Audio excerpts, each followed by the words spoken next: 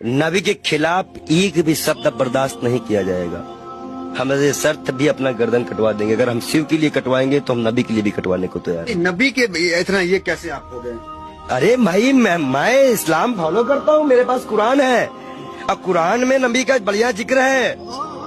अल्लाह ने बताया है मूसा अलैहि सलाम यहूदियों के पैगंबर, ईसा अलैहि सलाम ईसाइयों के पैगंबर, हजरत मोहम्मद साहब इस उम्मत के लिए सब हमें पता है। हम पागल बो रहे नहीं है, हम इस्लाम को पूरी तरह से स्टडी करे हुए। मैंने नबी को पढ़ा है, अल्लाह ने उनको महबूब कहा है। उनका दिल इतना साफ था कि एक बूढ़ी दादी जो है कूड़ा फेंकती थी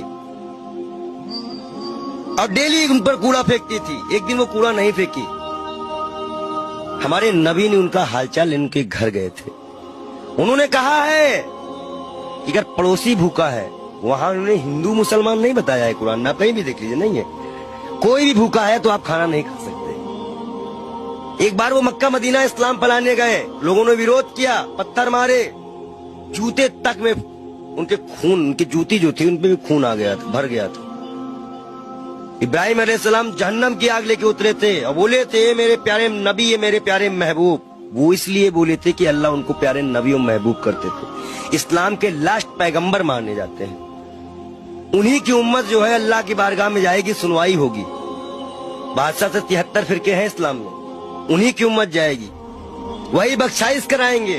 अल्लाह ही जानता है मोहम्मद का मर्तबा, लेकिन ये सिर्फ इसलिए हो जाता है कि उस साहब लगाना जरूरी है, मोहम्मद साहब का मर्तबा। वो कोई एक सिंगल नाम भी उनका कोई नहीं लेता है तो दुख हो जाता है। नबी के बारे में और सुनिए, वो एक दिन गुजर रहे थे, शराब कोई बहुत इस्लाम में बहुत पुराने से हराम नहीं थी।